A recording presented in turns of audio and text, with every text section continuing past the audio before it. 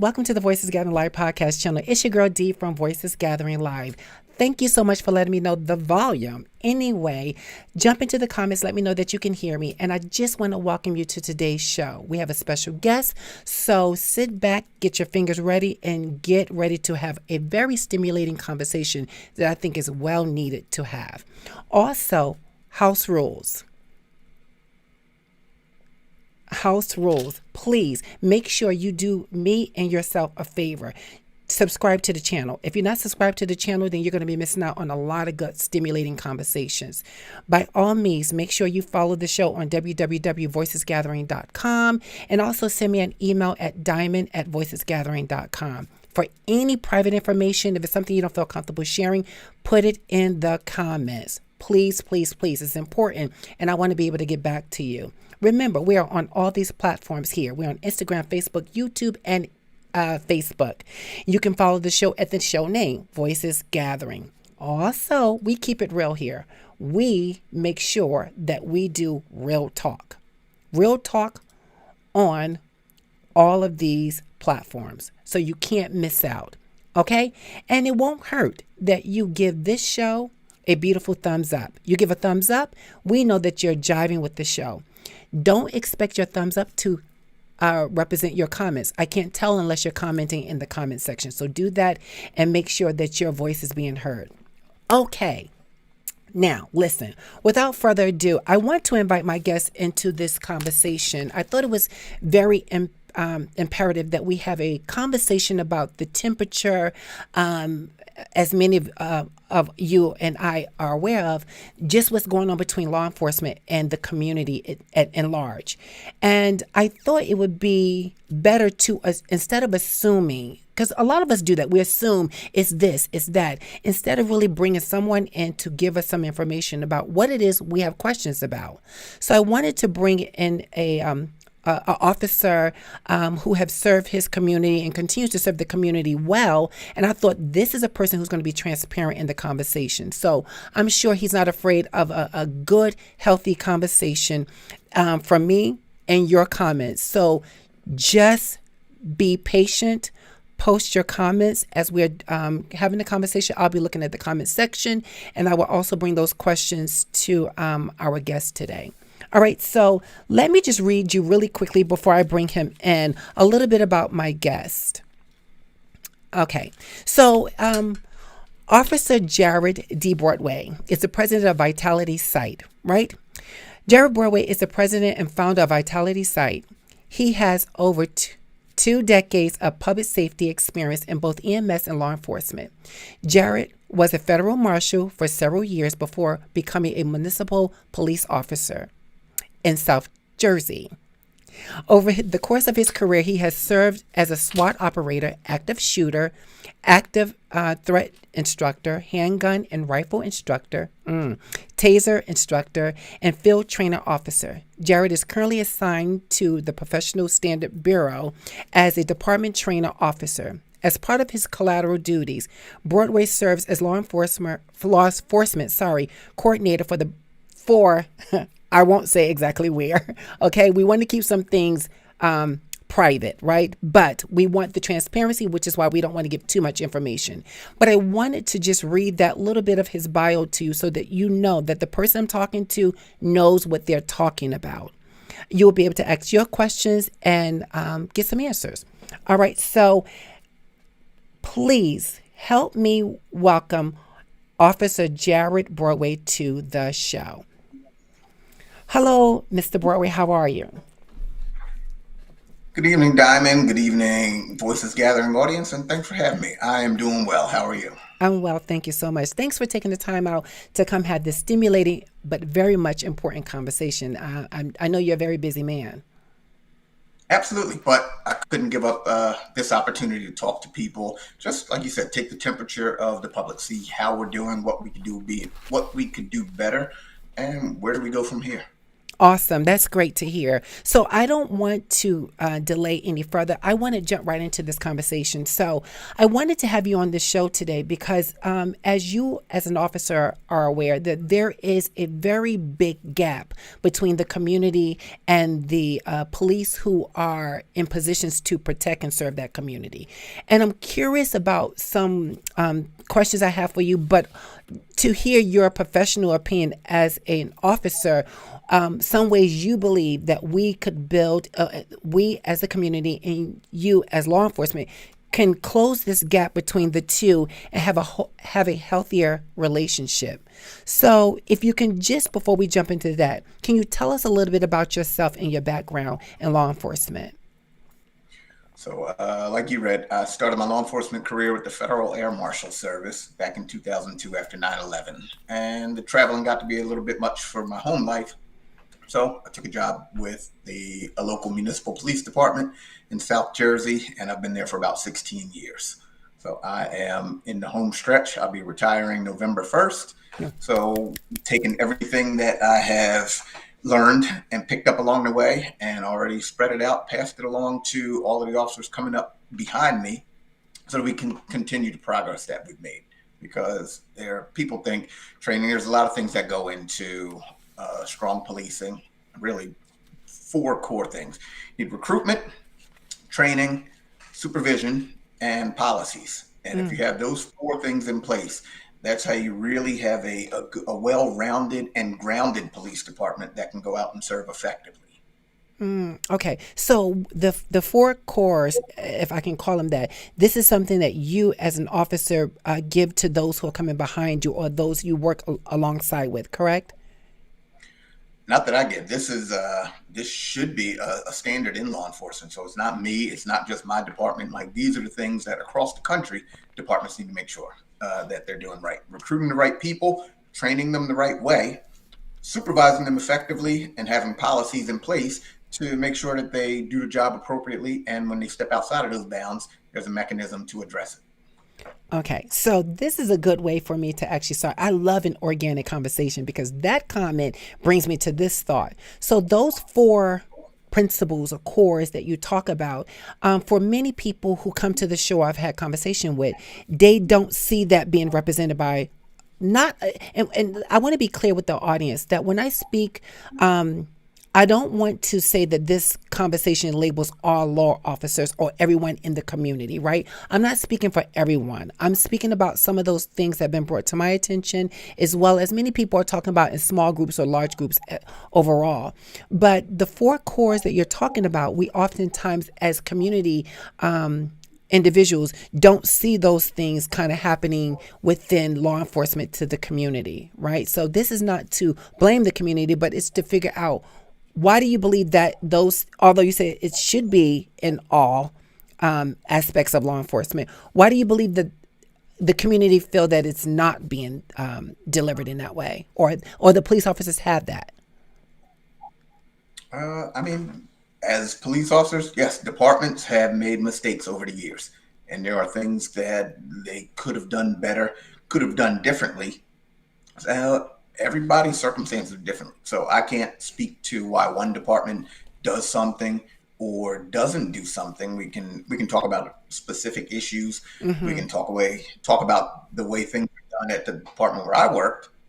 But yeah, they're overall the globally, and by globally not worldwide, but nationally, we'll say. Yes, these are the things that should be in place. They're not always in place. Sometimes they are. Sometimes they're in place, but people don't realize that they're in place. Because something that I've realized is if your police department is doing a great job, most of the time you would never hear about it. You don't hear about the hundreds of positive interactions that happen every day. You hear about the one or two negative interactions, and those are the ones that get the headlines. So for the most part, policing is pretty uneventful. It's not like on TV where every shift there's a shootout and a car chase and they're pulling babies out of building fires.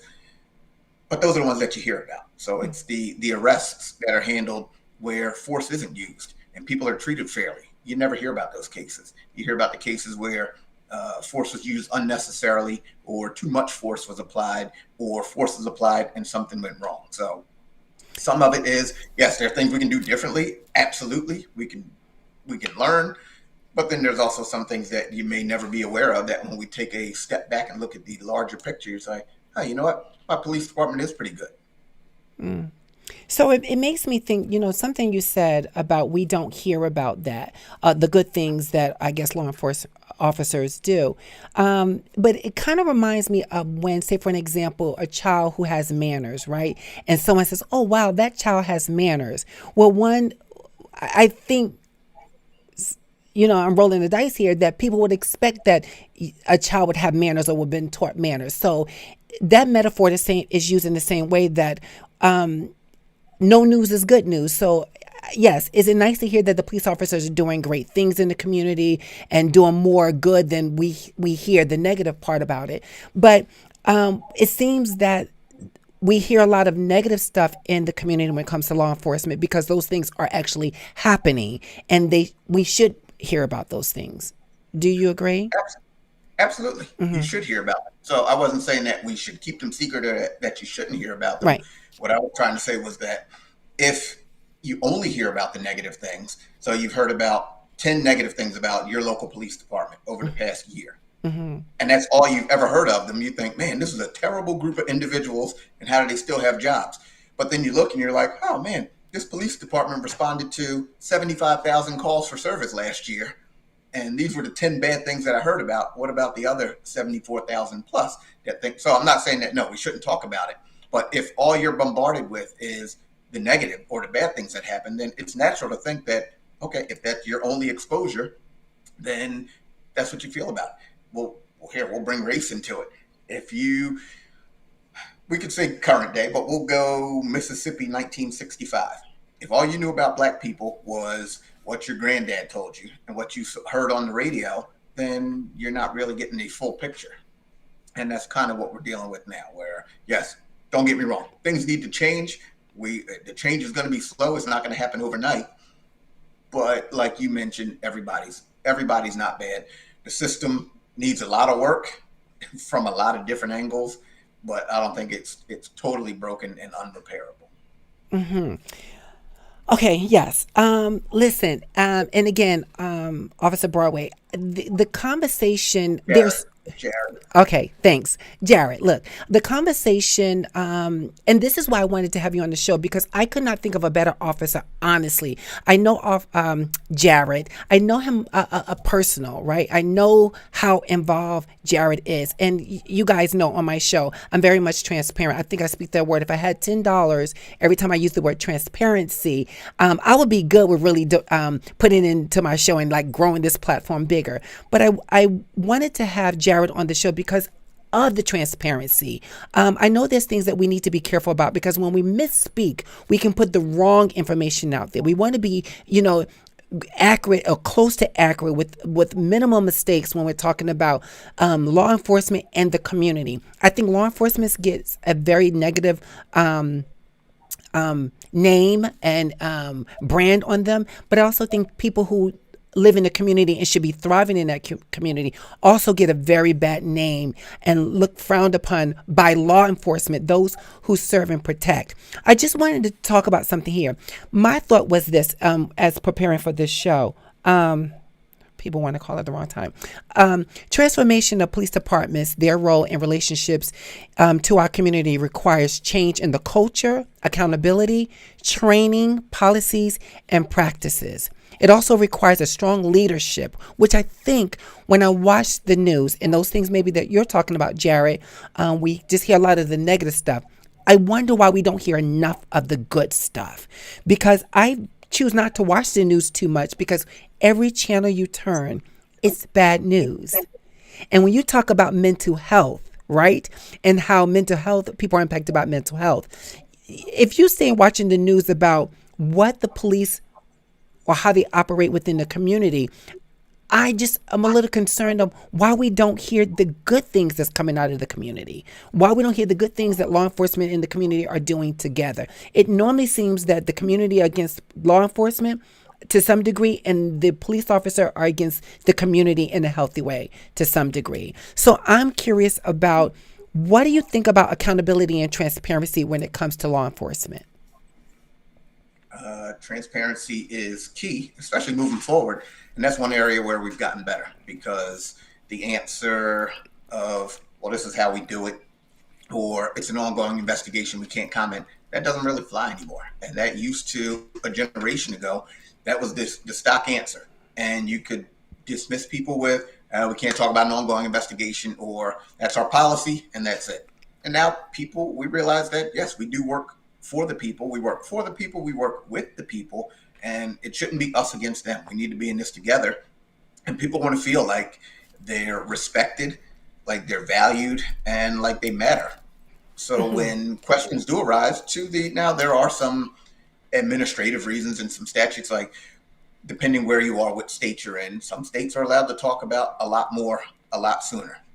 Like there are states where there's an officer involved shooting and they release the body cam video the next day. In New Jersey, for good reason, the Attorney General guidelines state it's after 21 days. And that's to ensure that there's a fair and impartial investigation. A lot of times the body cam it doesn't lie. It's whatever happened is there. It doesn't tell the full story, but what you can do, and people say, well, what are they hiding? Why don't they want to release the body cam?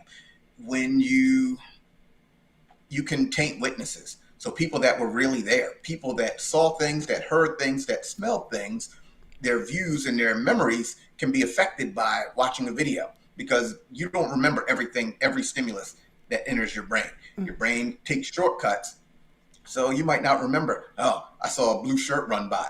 But then when you see the body camera video, you're like, oh, yeah, the blue shirt ran by. But you didn't really process that. So that's why they try to get the most sterile account of what happened from the officers, from all of the witnesses and bystanders before they release the video. And your brain starts filling in those holes and things that maybe you didn't see or hear, but now you've seen or heard on the video, and you inject them into your story. So it doesn't really give a clear representation.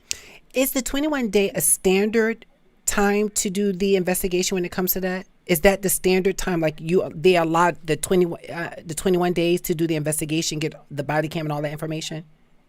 Well, the investigation is not going to be done in 21 days, especially an officer involved shooting. They happen so infrequently, despite what a lot of people think that. No, the investigation is going to go on for a year. But the 21 days is what the New Jersey Attorney General established as, okay, this is reasonable to conduct a preliminary investigation, and then we want to lend some transparency. So that's where the 21 days came from. So they get the initial investigation done, and now in effort to be more transparent, they're releasing a lot more info after those 21 days, or on the 21st day, actually. What do you think about, and you may have answered that in what you just shared, but what do you think about police departments investigating themselves? For the most part, and depending on what the situation is, like serious situations, police departments don't investigate themselves, not in New Jersey at least. So if there were, and I keep using the deadly force incident, because that is like, there's nothing higher than an officer that uses deadly force on somebody. So an officer shoots somebody from any town, New Jersey Police Department. Any town, New Jersey Police Department, they're going to have ancillary duties in that investigation, but they're not the investigating agency. It used to be the county prosecutor's office, and a few years ago that changed. So now it's the state attorney general's office. So, and that is to kind of pull back. So no, different states. If you're in a big city, Philadelphia, for example, yes, Philadelphia Police Department will probably investigate their officer involved shootings or have significant activity involved in those. New Jersey, it's going to be the prosecutor, but more so the attorney general's office. Okay. Can you do the viewers a favor? Also, well, it's me as a favor. Can you tell us share with us, because you and I have had this conversation on the back end, which I really love. I don't think I've necessarily looked at it that way, and if I did, not that deep, about the importance of knowing your laws in your state you live in compared to other laws in other states. Because from the conversation, I've been in conversation where people think that the law that the state they reside in, or where the situation happened, it applies to all states. So that is, we are, as the United States, we are a nation of individual states. There's 50 of them. And every state is allowed to determine what happens in their state, what's legal, what's illegal, what processes and procedures need to be followed. And we've seen recently with the abortion issue that states, once Roe v. Wade overturned, states, they return the power to the states. Some states say, we're going to continue as we did. Other states say, absolutely not. And most are somewhere in between. And law enforcement is no different. What's illegal in New Jersey might be perfectly legal 25 miles, 100 miles away in Pennsylvania. So it's really important to know, okay, what's happening here? How does this law in my state affect me?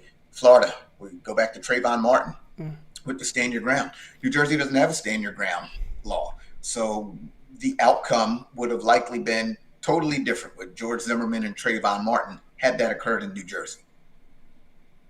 Wow. Good point. I'm telling you, when you shared that before, I was really like, because you think like that doesn't happen here. Why is this happening here? You're like, well, Diamond, you got to think about it. That's that state, their rules, how they operate, and those rules or the way they operate may not work with here in New Jersey. New Jersey may have some similar, but not the exact way of handling a situation or processing a situation. And I think that's something that the viewers can actually, kind of put in their think tank about.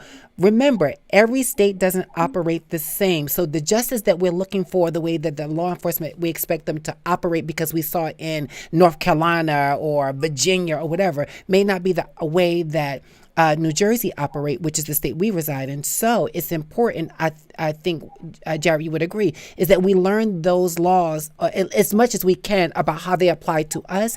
And when we visit other states or other countries and not expect the same way to, if something happens in our own state, that it would happen with us there. Absolutely. And let me add another thing. Police officers in New Jersey are the best, or at least among the best trained in the United States. Like, police training in New Jersey is leaps and bounds ahead of pretty much everywhere else in the country, which is why if I wanted to be as a New Jersey police officer, I have my police certification. I could pretty much go to any state in the United States and they'll say, you're a cop in New Jersey? All right, well, here, you come on, you do a couple of follow-on courses to learn their laws and their procedures. And most of the time, they'll let you be a cop there. The reciprocal doesn't really happen, though. So a cop coming from, and I don't want to single out any state, but a cop coming from some other state, the process to be a police officer in New Jersey, more often than not, they're going to say, okay, thanks for your interest. Now you have to go through the New Jersey Police Academy to be an officer here. Okay, I'm writing notes too. I think you and I were talking about the same thing because I wanted to get to that. Let's get to a couple of the comments here. So some of the comments. Hello, Latifa. Thank you for joining us today on the show. Glad to see you. And everybody, Rob, Stephanie, Jordan, thank you so much. And Miss Cross, oh, wow, she's here all the way from Africa, in Africa. And on this, and right now it is 6 our time, so she's doing midnight where she is right now, and I appreciate her so much. So Latifa asks a question, Jarrod. Her question is, she wants to know, behind closed doors, do good cops hold bad cops accountable for their action? What is your thoughts about that? So, like anything, I can't speak for everybody. Yes, like I have seen some, I'll stop short of saying physical brawls in the locker room because of things that have happened on the street that other officers didn't agree with. I've called, and I had a different relationship with my department, so I have called people out, superiors, peers, on some things that I think could have been handled differently or that were flat out handled wrong. So does it happen all the time, everywhere? I can't say. And without knowing, I'm going to say probably not. And there are some situations where officers may see something that's wrong and they don't speak up for the same reason that people on the street see something that's wrong and they don't speak up, for fear of reprisal, fear of what your peers are going to think about you, fear about how the public's going to view you. So a lot of times people are like, ooh, that doesn't look good. You probably shouldn't be doing that. All right, I'm not going to say anything. I don't want to be the whistleblower.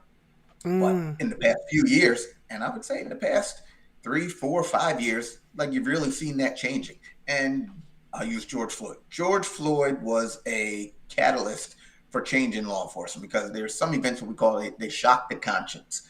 And if you think back to all of the incidents where you saw on TV, where you didn't agree with how the police applied force, very rarely did you see another police department speak out against the action. But George Floyd was just such an egregious miscarriage of justice, and it was a murder that we all watched. And you saw the police chiefs from Miami, from New York, from Washington D.C., from Houston get on national TV and say this was wrong. This isn't how you police. This isn't how we police, and he is a criminal and needs to be prosecuted. That was I had never seen it before, and I don't think I've seen it since. But that was just such an egregious incident that police departments spoke out against other departments. Do we need more of that? Yes. Are you going to get more of that? Maybe not. Maybe not to that degree, but I think now with the current climate, you talk about climate and culture, yes, we are seeing at least individual officers starting to speak out more about the injustices that they witness or that they perceive. So here's a question also too, because this goes in line with about the accountability and holding one accountable for their actions. As a community participant who pay her taxes and stuff like that, and believe that law enforcement should be accountable for their actions, right? We all, this is my thought and view and opinion that there is a climate of brotherhood. There's a brotherhood within a sisterhood, brotherhood in organizations. There is, right? And my concern about this brotherhood is when other people, and I hate to use this word, but I'm going to use it, infiltrate. I have a problem with officers coming from other communities, i.e., let's say you live in the suburbs and your crime rates are very low. You want to be a police officer, so you go to a place that will accept your application, and you go to a more high crime environment. Let's add also race and culture of your culture different from the police culture that you are getting ready to serve and protect. It's been my experience in conversations that there more people have problems with people coming in, not they don't care to have any, and let's keep it about black people. They don't care to be have any black friends. They don't have any black friends. They don't go out with any black friends. You don't see them in any social media profiles or pictures with black people. Yet they come to a community, law enforcement, that's what I'm talking about, and they go into that community, and we have an expectation of community individuals, those who come to serve and protect would do it the right way. What are your views about officers coming from one environment and culture into another environment and culture that they don't know how to move in? It's a dual part response, because part of it is, yes, I see the benefit and I see the detriment. If, like you mentioned, somebody who's never dealt with black people, never seen a black person except on TV, and now you give them this uniform, and all you have are, you're 24 years old, and you've got 24 years worth of fear of big black dudes because you think they're big, they're scary, they're violent because of really what you see on the media. The media would lead you to believe that black men are more violent, they're more prone to violence. And I'm a black man. I'm not prone to violence. I just happen to also be a police officer. So when you have people coming in and they don't know how to deal with this community, that's where the problems arise. But now we fall back to training and the culture of the agency, because there are agencies where you can have outsiders. They can come in and police and they can do it well, but they have to feel like they're part of the community. And I will refer to Camden Metro, for it was a groundbreaking reorganization. And initially, people, they thumbed their noses. Like, oh, they're bringing all these people from outside in. But the mantra of community policing, community involvement, and community partnership that they took, they really ingrained it into every single fiber of their culture. And now the department has a really good relationship with the city, better than it's been in decades. Mm-hmm. And before, when you had a lot of people that were from the city, you could argue that the relationship wasn't as good then. So there's a mix. I have policed in communities that I wasn't a part of. It doesn't mean that I cared any less, or that I did less of a job, or that I applied more force than I needed to. So it's about the individual. It's about the culture. How do you train people? You need to, from day one, let them know that the police department is not an occupying force. You're not supposed to go in there and kick down doors and take down names. You're there to, yeah, we address the issues, but primarily, not to sound cliche, protect and serve. Are there times when you have to kick down doors and take down names? Absolutely. But that shouldn't be your go-to every time you step out of the car, or every interaction is ready to fight, rough and tumble. A lot of times, just talk to people. And that's what people want, to be treated fairly and with respect. So yes, you can, outsiders can come in and do a good job. However, the more people we can get from the inside, that's a good thing too. Because now these are the people that grew up in the community. It's Sure. their community. They have that sense of ownership. They have that sense of being. They know the people, and they can help bridge the gap that's developed. This bridge, like, we're not going to build this bridge in a month. This bridge has been, the gap has widened over generations. So it's going to take a generation of policing to get where we need to be. Not saying that nothing's going to change, but hopefully every day is a little bit better. And when we look back, the officers that were hired 5 years ago, when they are the chiefs in 10 years, 15 years, it'll be a completely different department and culture than when they got hired, because of all the positive changes we're looking to make. Great feedback. We have a question from Patricia Fitzgerald. Do you think officers are starting the force too young? Yes, and not all. Like, I was 30 when I became a cop, so I was like a senior citizen, for lack of better terms. But I think there are departments that hire people in New Jersey. You can be a police officer at 18. And this is just Jarrod Broadway from Vitality Site speaking, not affiliated with any police department. I think that 18 years old is absolutely, positively too young to be a police officer. Ideally, I would go with the FBI. The FBI won't take your application until 23. And I think that 23 is like a great age to become a police officer, because now you've got some life experience. You've been out, you've done things, you've interacted with people. Hopefully you've left the nest a little bit. You've at least wandered away from the nest, even if you strolled back. But 18 years old, you graduated from high school 6 months ago, no business being a cop. And Oh, listen. unfortunately, a lot of these people, I went to the academy with two 19-year-olds. One ended up doing well. The other, I don't think he made it to 21, and he was back to cutting grass because too much responsibility, too young. Okay. That's a good one. Okay, cutting the grass. Maybe that's where he should have stayed. Landscaping instead of handcuffing. Okay. And we need landscapers too, so it's all good. Shout out to all the landscapers. Okay.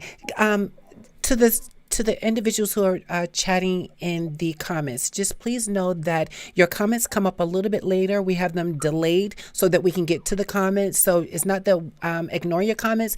I'm glad to see so many people are writing and writing lengthy comments. So thank you so much for that. Just bear with us as we go through that. Jasmine said, we hope that the outcome would have been different. I would hope that. Excuse my question. Someone wants me to skip their question. I don't know why, but okay, I would do that. Do you think the cops should have criminal justice degree before becoming an officer? Would learning the history of statistics of policing change the officer's policy?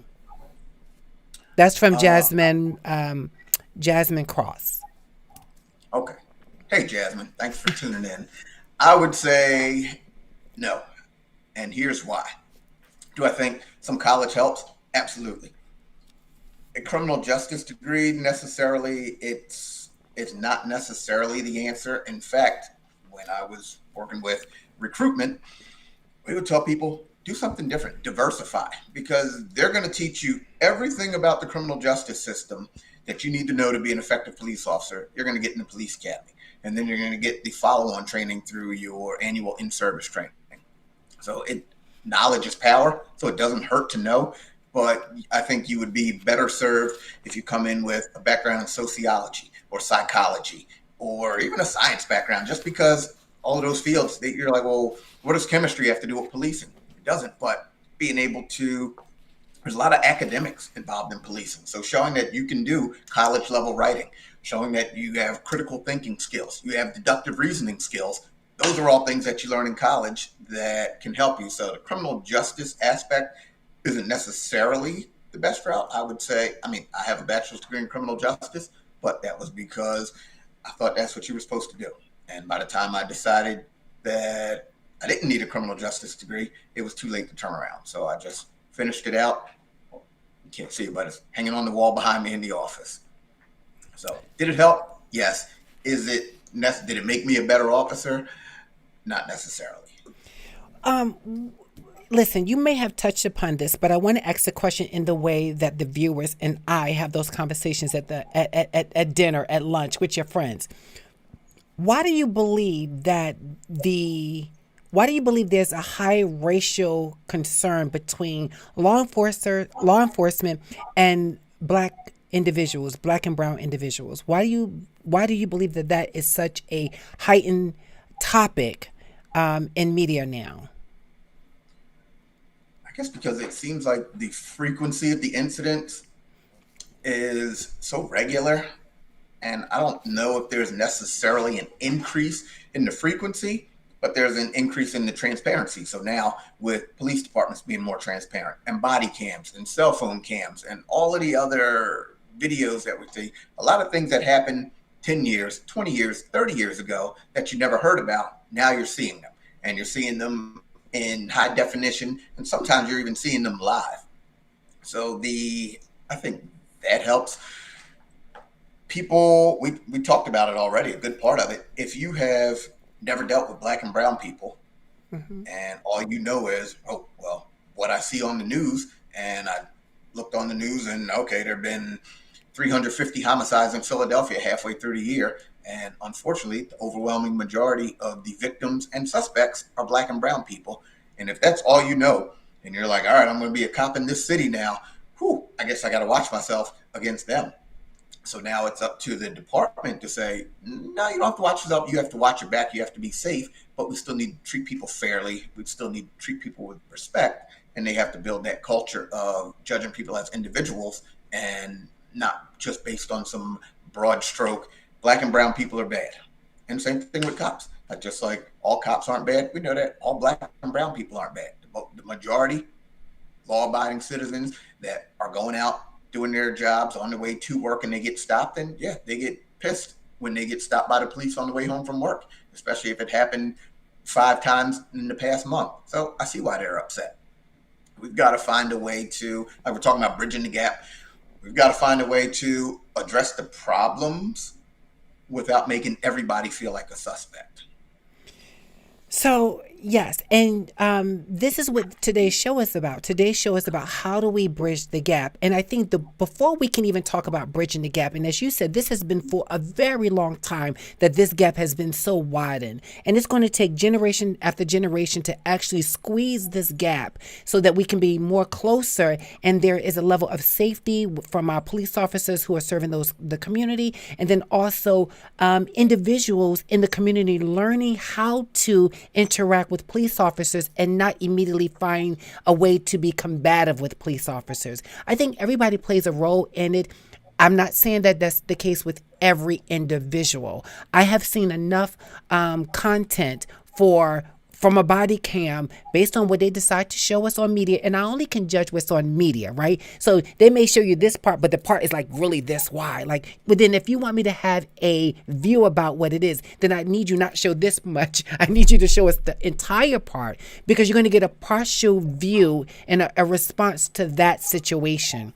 But the question becomes, again, when we're talking about transparency, when we're talking about accountability, when we're talking about these racial tendencies that are being addressed and people are getting the proper training, as you speak about, Jarrod, as an officer, if those things are happening more than none, as a viewer and someone in the community, I'm frustrated. How do I trust that the gap is getting close or shrinking when you don't see it? Do you not agree with me that there is an accountability for media, what they put out there about law enforcement, which then ends up impacting the viewers? Right. Unfortunately, the media has one job, and that is to sell the story. And notice I said sell the story, not even tell the story. And there are some stories sell and some don't. Like, it's all about ratings. So there are some stories that they know after the 72-hour news cycle, you hear about it 3 days and then you never hear about it again because it just fades from memory. And then there's some stories that for whatever reason, whether they're racially charged, whether they involve the rich and famous, because in our country, we seem to have an infatuation with rich people and controversy. So those are the stories that they sell and they get the ratings and they stay in the media. And the other stories just kind of fade. So to try to get the media to report responsibly, good luck. And I'm by no way against the media because for most of us, that's the only way we're going to get the news. So the only way you're going to find out what your police department is doing is what's reported in the media, unless you go and knock on the door and ask, hey, what are you doing? And if you're in New Jersey, there's a thing called Oprah, and not the talk show host, but the Open Public Records Act, where you can go into a police department, knock on the door, say, hello, I would like to see your whatever incidents for the past month. And they'll have you fill out a form, and they don't charge you for it. And however long it takes for them to print the incidents out, they have to redact certain information or cross out, like they can't release a report with my name and date of birth in it. But they'll say on, what's today, August 15th at 6:43 p.m., officers responded to, black out the address, for the report of a man beating his dog. And we found the dog, and the dog was beaten, and the man was arrested, and then they block out the dog's name and whatever else. But that's all available to you. That's what the law says. You can walk into your police department, fill out the form, and they'll hand over those reports. There are certain videos you can go in and request to see. Now, certain investigations, the rules are more stringent, but for the most part, you have a lot more access than you may realize. You just have to educate yourself. Wow. See, this is what I mean. This is why I'm smiling, because I did not know that. I didn't know that that was a right that I have as a community tax-paying person in my environment, where I can go to my local police department and inquire about some information that I want to know. I mean, like, I'm hoping that the viewers actually have taken a note of that. I think it's very important. We have a question from Claudia Brown. She's asking, what is the best advice you can give our Black and brown teens when they're confronted by an officer? So I'd say first and foremost, comply. Like, comply. The worst thing that you can do, unless the officer is swinging a baseball bat at your head and you didn't do anything for them to swing a baseball bat at your head, comply. Be respectful. Try to de-escalate. Like, we talk about de-escalation in the media. You hear police departments de-escalating. That's not a new phenomenon. De-escalation has been around since the 60s. It's got a lot of traction lately. So that goes both ways. The officers should always try to de-escalate an event, especially when they're dealing with somebody that's agitated, and vice versa. There are, like we know, there are, for lack of better terms, there are bad officers out there. And then there's some good officers that just have a bad day, because cops are husbands, their wives, their brothers, sisters, sons, daughters, parents. And yeah, you have an argument with your spouse on your way to work. Just like most of the people tuned in, sometimes that can affect your mood, and you might not even realize it until you stop that first car and you're a little more short-tempered than you would normally be. But Claudia, if you feel like you're being singled out, the first thing is, again, comply, because one, you don't want to end up in a situation where you're injured or killed unnecessarily. There's a process. There is an internal affairs process, and you are almost never going to win this fight on the street. Like, if you're on a car stop and you think that the officer stopped you for the wrong reason, or they didn't have a reason, or now they're searching your car, like, you getting in the officer's face and yelling and cursing and screaming about what you're going to do, you're probably not going to win that fight on the street. If, however, the officer has violated the law, violated policies, violated standard operating procedures, you can absolutely win that fight in the internal affairs process. But getting into it on the street almost never works out for the other person. Yeah. So I would say, try to keep your wits about you, be cool, be respectful, and just try to work through it. I think that's a hard pill to swallow. I definitely hear you. I get it. It makes a lot of sense. And I want to say in theory, right? Just comply.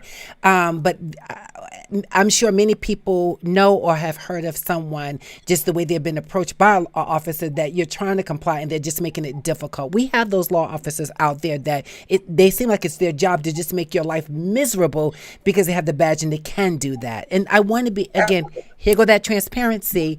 I know that we're talking about, and these questions sounds like, well, Diamond, are you giving it to him? Well, we are. I think this is a good conversation. But I'm not here to attack Jarrod in any way because he is in law enforcement. Actually, I like the whole thing about ask the question, comply. I think you get more bees with honey, and we've heard that, than you do with vinegar. So there's a way of asking a question without jumping to, well, wait, why are they not doing this? We're not going to solve anything in that way. It's just not going to happen. We're not going to do that. We need to be able to put down the guard, hear what it is, marinate that, and then make some judgment from that. Jasmine Cross says that having a husband who is a cop will say that her perception of police officers is and minorities have changed. My husband protects and serve and seems to be hated externally and internally. I guess that's for his job, and if I understand that right. Again, this is from Jasmine, husband who is a police officer, and she says that he is very much my husband is protected and served and seems to be hated externally and internally. Okay, that must be difficult. So there's a phenomenon, and you're looking at it right now. It's black and blue, and both sides want you to choose. A lot of times the police are, well, are you with us? And then your community's like, well, are you with us? So as a black man who is also a police officer, a lot of times people want you to choose, and it's not that simple because I'm always going to be a black man. When I take my uniform off for the last time on November 1st, and I won't be a police officer anymore, but I'll still be a black man. Just because I agree with black people doesn't mean that I disagree with the police, and just because I disagree with the police doesn't mean that I agree with black people. It goes both ways. It's tough being both because a lot of times both sides look at you like you are less than or not good enough.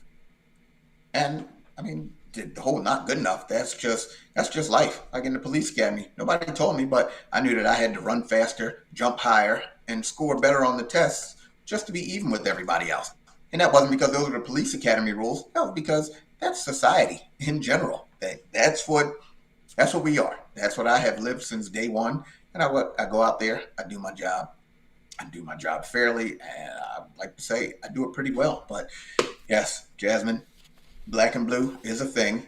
It's tough, and it's tough to navigate, especially if you're not strong-willed. And I see why an officer who maybe younger or not confident enough could cave into the pressures, and they're like, oh, well, I better side with the officers rather than this black dude that I think is being mistreated. But if you have that person that's strong and they know their job and they know the laws and they know their policies, then now they can stand up for or against anything. So, nothing changes overnight. Nothing changes overnight. And today's conversation with you, Jarrod, it really is to, again, I can't thank you enough for the transparency. I've been to some of your speaking engagements. I've seen your work. I see what you do in your private business, which I would like you to talk about a little bit about that if you would. But I just wanted to say to the viewers, it's not about just having someone up here to just ramble. Really, it is for us to walk away from this conversation today having a different view. This is not to change anyone's opinion about police officers. I think that comes over time. If we don't have enough police officers in our community or know some police officers that really represents the badge and serving and protecting the community, then I think our views about police officers are always going to be jaded. We're not going to really fully trust them, especially being a black and brown person. I've seen many people who come to, listen, as a counselor, people come into my office and we got security people into the office, security people who are retired police officers.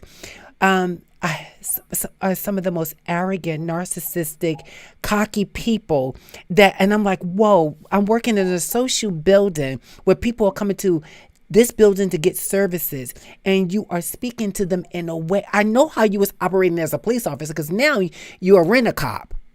Now you're a rent-a-cop because you're retired. And no disrespect to all officers, because I know some good officers.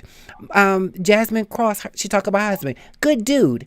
Good dude, good police officer, really about doing good work. And I've seen some people pull his coattail because he's like, that's not the right way to handle that.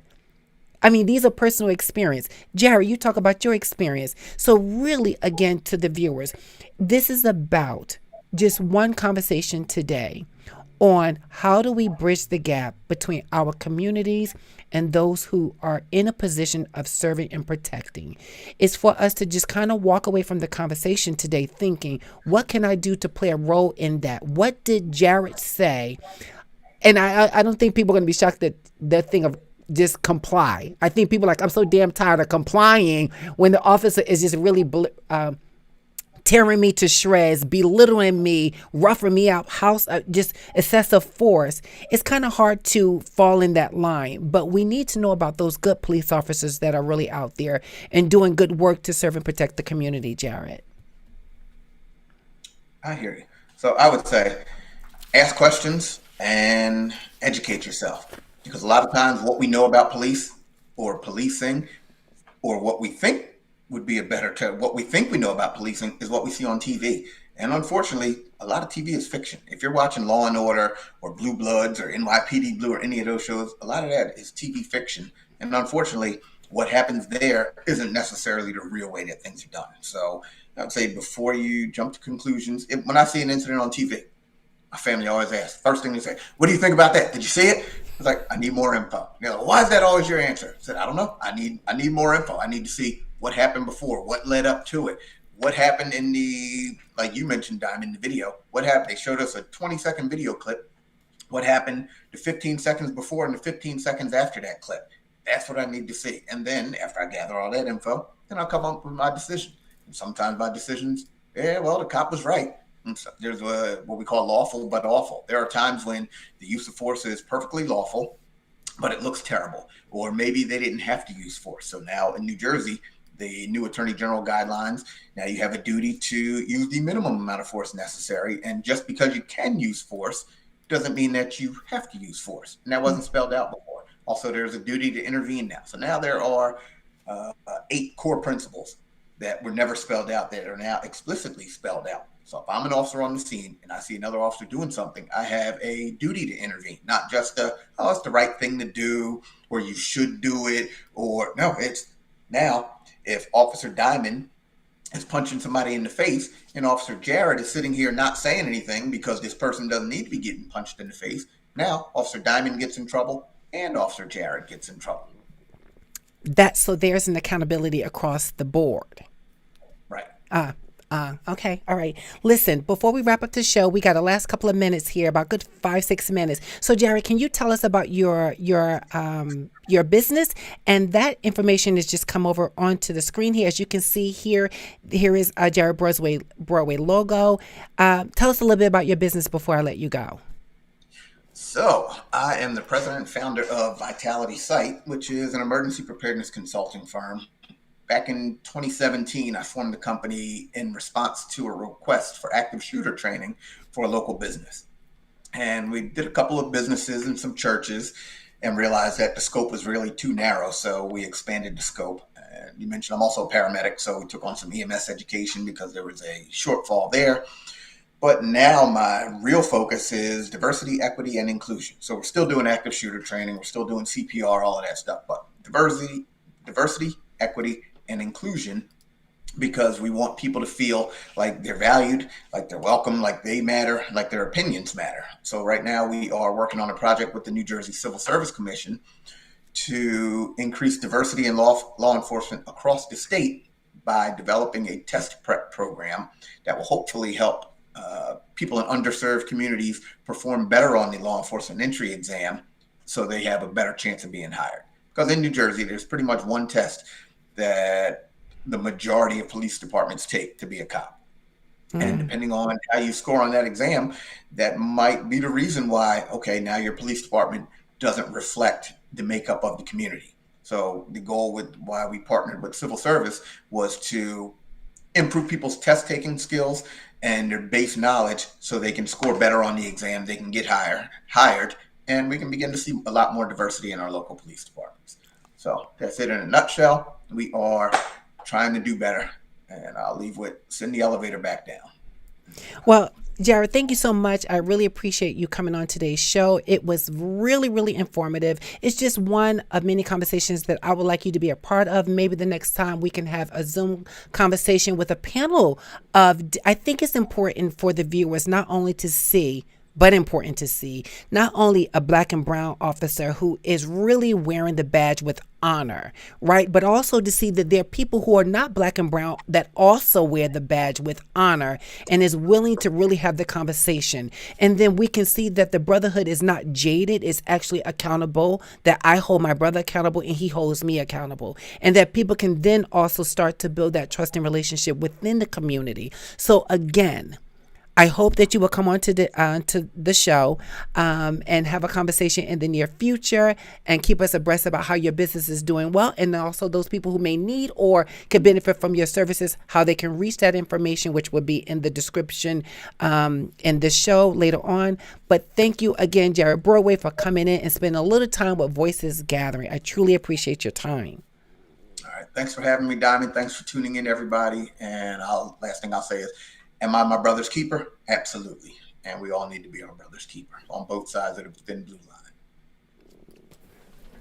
Hey guys, thank you so much. Again, big up to Jarrod Broadway for coming in, like I said, and having that conversation with us. I hope that I asked some of the questions. Listen, we didn't get to all the comments there, but those comments will be archived, and I will be going back, as you know I do, and answering those questions.